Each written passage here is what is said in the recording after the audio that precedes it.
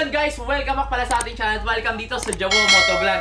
At ngayong araw, meron pong pinadala ang Unioil dahil isa na tayong official partner ng Unioil Petroleum and Lubricants.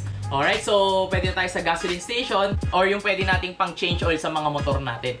Marami tayong klase katulad nito. Ang daming pinadala ng Unioil, which is ipapamigay ko rin sa inyo yan sa mga nanonood ng video, sa mga mag-like and share ng video na to. Alright, so bakit ba Unioil? Ang dami nagsasabi sa akin, bakit ba Jawo Unioil ang pinili mo? Sa dami-dami ng gasoline station dyan, bakit Unioil? Alam niyo ba, ang Unioil, isa sa pinaka-environmental friendly na gasoline station. Bakit? Dahil yung Euro 5 nila is, ayun yung pinakamataas na compliance ng gasolinahan. Kumbaga, siya yung pinaka-malinis o kumbaga, hindi siya nagpo-produce ng maraming sulfur sa gasoline. So, kumbaga, mas malinis siya sa makina, ay lalo na sa environment, ay napakalinis niya. So, gusto ko lang kayo bigyan ng konting trivia about Unioil. Alam niyo ba si Unioil, bago magkaroon ng mga gasoline stations yan, bago magkaroon ng gasolinahan yan, nauna pala ang mga oil nila, katulad nitong mga lubricants na to. And the same time, ang Unioil, since 1996, sila ang nag-lead pagdating sa petroleum solution. So, itong Unioil na to is expert na pagdating sa industry ng mga oil. So, ayun nga, bubuksan na natin to. Unioil, ito yung pang Bristol big bike ko. Ito yung 10W40. Yung 40 is, ito yung viscosity, which is, ito yung lapot. Sa mga nagtatanong, lapot yan, okay? And ito namang Jaso M8 is, ito yung pang manual, okay? Yung decadena, yung declutch. And yung MB is for scooter. So baka malito kayo ha, pag bumili kayo ng mga oils, dapat isi-check nyo lagi yan. Jaso MA for manual, and Jaso MB is for scooter. Para maging compatible mismo siya sa motor nyo. Alright?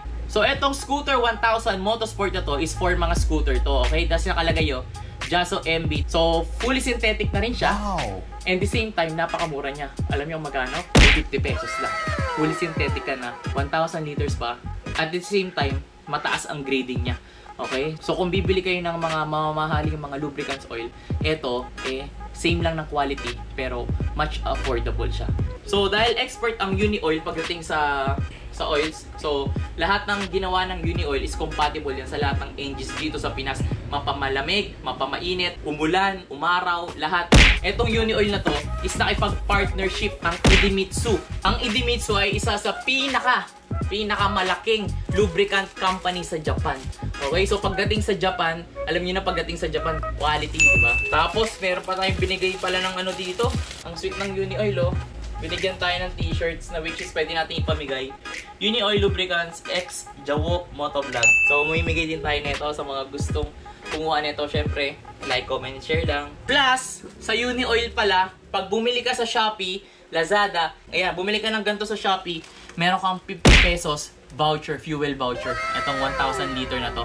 Okay, so hanapin nyo yung Unioil Scooter 1000 Sports. Naka 1 liter, meron kayong 50 fuel voucher. So magkano rin yun. So sa mga nagtatanong naman sa makakabili ng Unioil din, sa mga gusto mag-walk-in, mabibili nyo ito sa lahat ng gasoline stations nationwide. Sa lahat ng gasolina sa buong Pilipinas, mabibili nyo itong mga Unioil na to. At abangan nyo guys, yung pag-change oil natin dito sa Bristol natin na si Laika. So giveaway na tayo sa lahat ng mag-like, comment, and share na to. Ay may chance manalo na itong mga merch natin. Plus, syempre, kung scooter ka, or manual ka. Ito yung manual. Yan. Mamimigay tayo yan para sa inyo. Kaya stay tuned kung kailan natin ipaparaffle to. Basta naka-like, comment, share ka, para sa iyo to. Alright, so yun lang guys. Kita-kits sa daan, and next video na to is mamimigay lang ako ng fuel, and the same time, mag-change oil na tayo ng mga riders natin. Alright, so thank you so much. Hanggang sa muli. See you next vlog, and